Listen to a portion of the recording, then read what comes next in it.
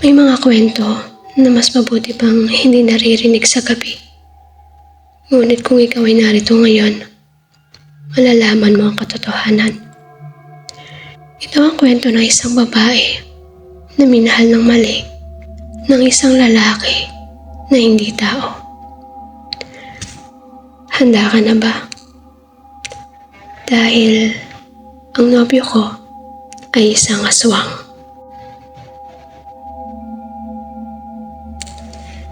Kung gabi mo ito pinakikinggan, huwag kang lilingon.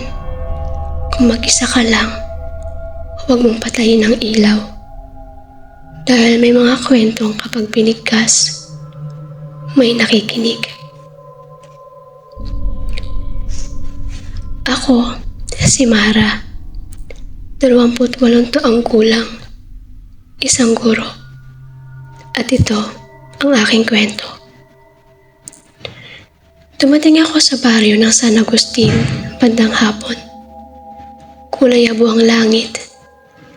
Kahit wala namang ulan, ang hangin ay mabigat. Parang may amoy na magkahalong alikabok at lumang kahoy. Habang bumababa ako ng jeep, napansin kong walang batang naglalaro sa labas. Walang asong tumatahol. Walang radyo, walang tawanan, walang ingay. Tahimik, sobrang tahimik. Hindi normal na tahimik, kundi yung katahimikan na parang may hinihintay.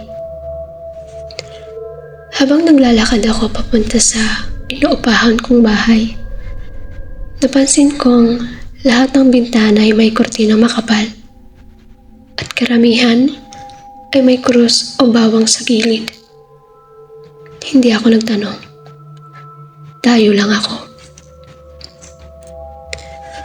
Unang gabi ko pa lang, nakaramdam na ako ng kaba. At nang ginabinta ako ng pauwi, 9:00, pauwi galing paaralan. Walang ilaw ang kalsada. Maliban sa isang poste malapit sa lumang waiting shed. Doon ko siya nakita. Nakatayo lang siya roon. Hindi gumagalaw. Hindi nagsa-cellphone. Hindi nagsasalita. Tahimik lang. Parang matagal na siyang nandoon. Lumapit ako ng kaunti at doon ko napansin wala siyang anino. Kahit direktang tinatamaan ng ilaw ang mga paa niya, wala. Gabi na po, sabi niya, mabagal at malinaw. Hindi ligtas mag-isa. Ang boses niya ay malamig, pero hindi nakakatakot. Nakakapagtaka lang, dahil parang kilala na niya ako. Salamat. Sagot ko, pilit na ngumingiti. Rafael, ang pakilala niya. At sa sandaling yon, may malamig na hangin na dumaan kahit walang puno sa paligid. Simula noon, gabi-gabi ko na siya nakikita. Kapag pagod ako, nandun siya. Kapag umuulan, nandoon din siya. Kapag tahimik ang gabi, mas lalo siyang nandoon. Pero may mga bagay na napansin ko. Hindi siya kailanman nababasa kapag umuulan. Hindi kumikislap ang kanyang mga mata. At palaging eksaktong 10:00 ng gabi, umaalis siya. Parang may sinusunod na oras. Nang tatanungin ko siya kung saan siya nakatira, ngumiti lang siya. Malayo. Sagot niya, hindi mo gugustuhin. Naging kami ni Rafael, pero ang relasyon namin ay may kakaibang hangganan. Hindi niya ako hinahawakan sa sikat ng araw. Hindi siya kumakain kapag magkasama kami. At tuwing binabanggit ko ang pamilya niya, nag-iiba ang tingin niya. Isang gabi, sinubukan kong kuhanan siya ng litrato. Pagtingin ko sa screen, wala siya sa litrato. Background lang, walang tao. Pag-angat ko ng tingin, nakatitig siya sa akin. May mga bagay, sabi niya, na mas mabuting hindi kinukuha.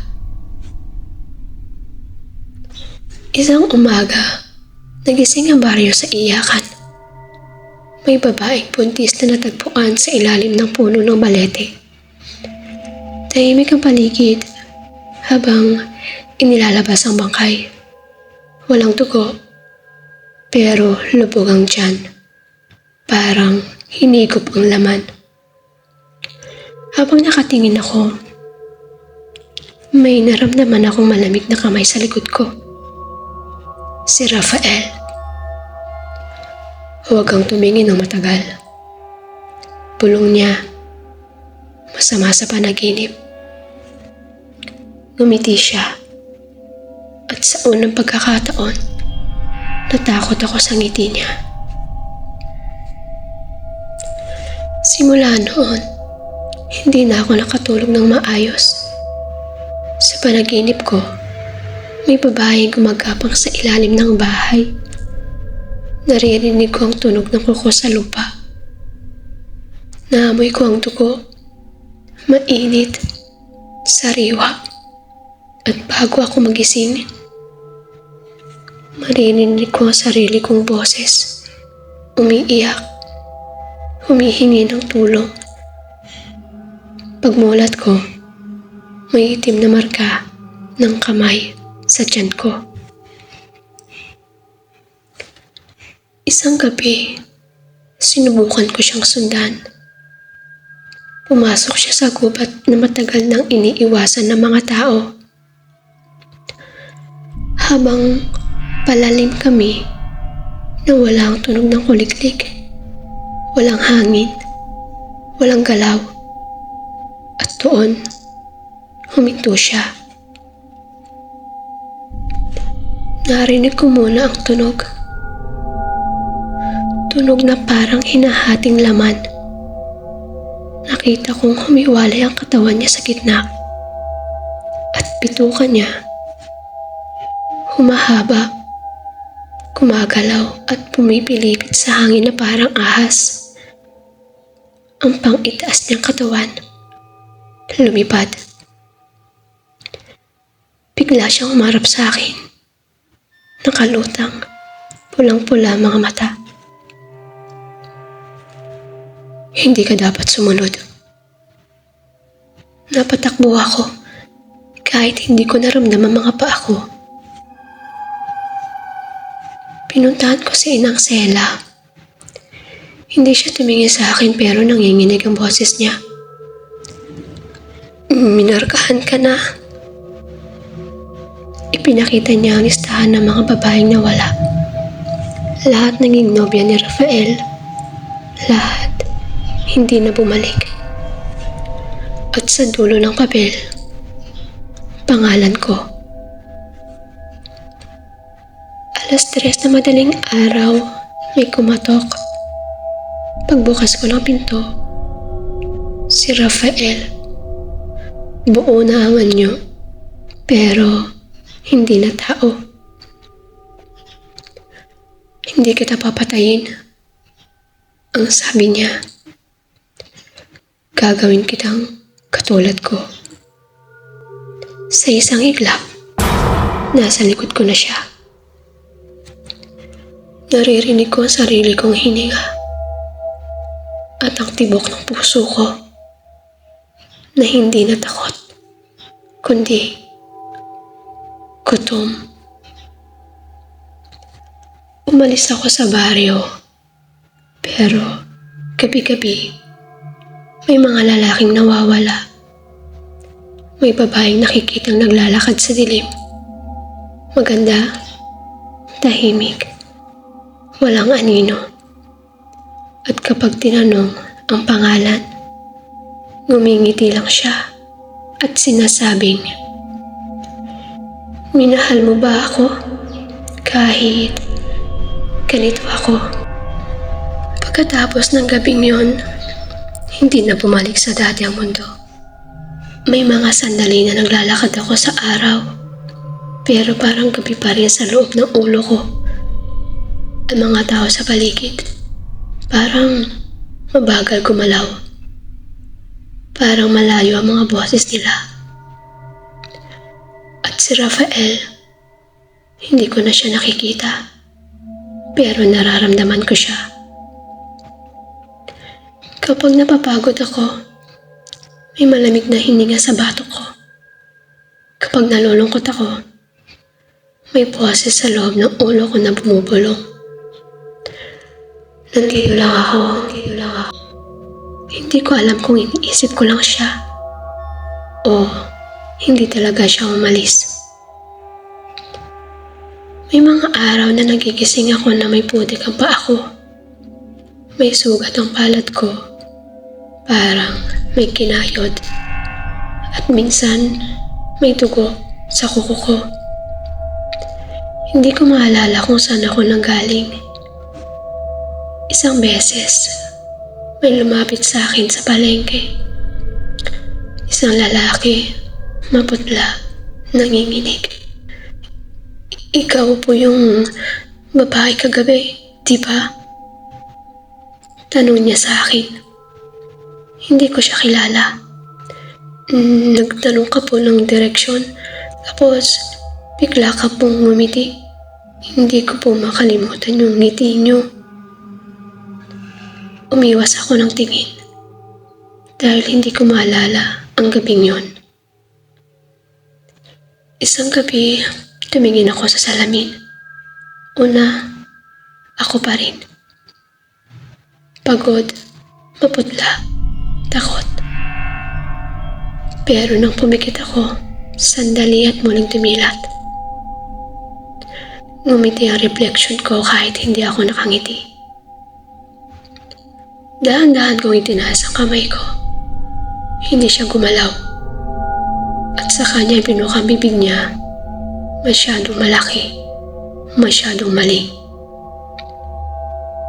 "Matagal na kitang hinihintay," sabi ng reflection ko. Pinasag ko ang salamin, pero kahit basag na, naririnig ko pa rin ang boses niya sa bawat piraso. Bumalik ako kay Inang Sela. Mas payat na siya, mas mahina ang boses. Parang inaasahan na niya ako. "Huli ka na," sabi niya. "Hindi ka na lang minarkahan. Tinanggap mo na." Ikinuwento niya ang mga nahon ng babae. Isa, hindi na natutulog.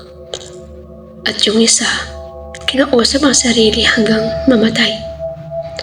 At ang isa pa, kusang sumama sa dilim. "Hindi lahat pinapatay ng aswang," sabi niya. "Yung iba, pinubura muna." Isang gabi may narinig akong sigaw. Hindi mula sa labas. Mula sa loob ng bahay ko. Sinundan ko ang tunog hanggang sa ilalim ng sahig. May babae roon. Nakatago sa dilim. Walang mukha. Bigla siyang tumingala. At mukha ko ang nakita ko. "Ako yung iniwan mo," sabi niya. "Ako yung ikaw, bago siya." At bigla siyang hinila pababa ng kadiliman, kasama ang sigaw. Lumabas siya isang gabi, Buo ang anyo. Parang dati. Malinis, tahimik, maamo. Napapagod ka na, sabi niya.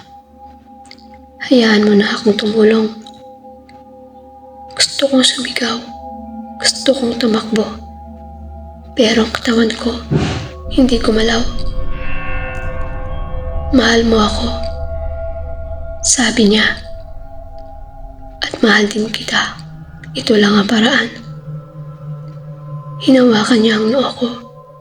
At biglang, lahat ng alaala ko, naglaho. Nagising ako sa bubong. May hangin, may buwan, may tuko sa labi ko. At sa ibaba, may lalaking nakahandusay. Hindi ako sumigaw. Wala akong nararamdaman. Normal lang yan.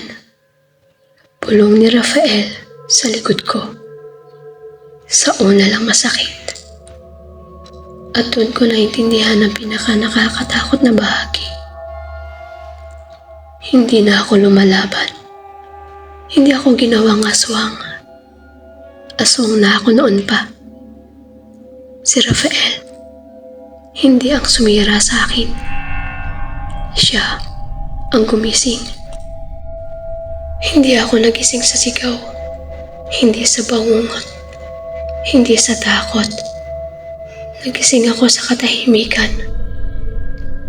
Yung klase ng katahimikan na masyadong buo. Walang kuliklik. Walang hangin. Walang kahit anong galaw. Parang huminto ang mundo. Pumangon ako mula sa banig. Ang sahig ay malamig. Hindi lamig ng gabi, kundi lamig na matagal ng patay. Pagtungaw ko sa bintana, wala ang buwan. Wala ang ulap. Wala ang langit. Itim lang. At sa gitna ng katahimikan na yon, may narinig akong isang hininga. Hindi galing sa akin. Dahan-dahan ako naglakad papunta sa pinto. Bawat hakbang ko ay parang hindi natunog, kundi alaala ng tunog. Parang matagal nang walang tao naglalakad dito. Pagbukas ng pinto, walang labas. Hindi kalsada, hindi baryo, hindi gubat. Isang malawak na dilim na parang humihinga. At doon ko siya nakita. Si Rafael. Hindi nakakatakot. Hindi rin halimaw. Tahimik lang siyang nakatayo. Parang hinihintay ako. Parang matagal na niya akong pagmamay-ari. Huwag ka magsalita. Bulong niya sa akin. Masisira. Hindi niya ako hinawakan. Hindi niya ako tinakot. Hindi niya ako pinilit. Mas masahol pa. Ngumiti siya. Yung ngiting kilala ko. Yung ngiting minahal ko. Akala mo ikaw ang pinili.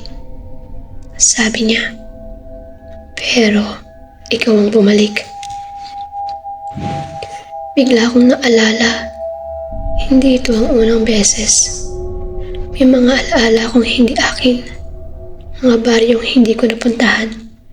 Mga pangalang hindi ko ginamit. Mga lalaking nakatingin sa akin bago sila mawala. Ako pa lang paulit-ulit. Ako ang kwento. May mga boses. Hindi malakas. Hindi galit. Mahinang mahina. Parang iniisip ko lang sila. Tahimik ka na, tahimik ka na, tahimik ka na. Tapos na ang takot, Ito na, pahinga. Sinubukan kong ibigat ang mga mata ko. Pero sa dilim, sa loob ng talukap ko, may mas madilim pa. At doon, may nakita akong gumagalaw. Hindi anyo, hindi hugis, kundi gutom. Sinubukan ko sabihin ang pangalan ko. Hindi ko mabigkas. Sinubukan kong alalahanin ang mukha ng nanay ko. Malabo. Sinubukan kong alalahanin kung sino ako bago si Rafael. Wala. At doon ko naintindihan ang pinakamalupit na katotohanan. Hindi ka pinapatay ng aswang sa isang gabi. Unti-unti ka lang niyang tinatanggal sa sarili mo. Hanggang ikaw na mismo ang kusang bibitaw. Ang huling tahimik na desisyon ko. Lumapit ako sa kanya. Hindi niya ako tinawag. Hindi niya ako hinila. Ako ang lumapit. Sa sandaling yon, walang takot, walang sigaw, walang luha. Parang pagod lang. Handa ka na? Ang sabi niya. Tumango ako. At sa unang pagkakataon, hindi na ako nanginginig. Ang pagdilim ng huling ilaw, may narinig akong tibok ng puso. Hindi akin. Isang tibok. Isa pa. Tapos, wala na. Ang mundo'y naging itim na parang loob ng lupa. At sa katahimikan na yon, may naramdaman akong pagluwag. Parang may pinitawan ako. Parang may natapos. Kung nakarating ka dito at napansin mong sobrang tahimik sa paligid mo, huwag kang magsalita. Makinig ka lang.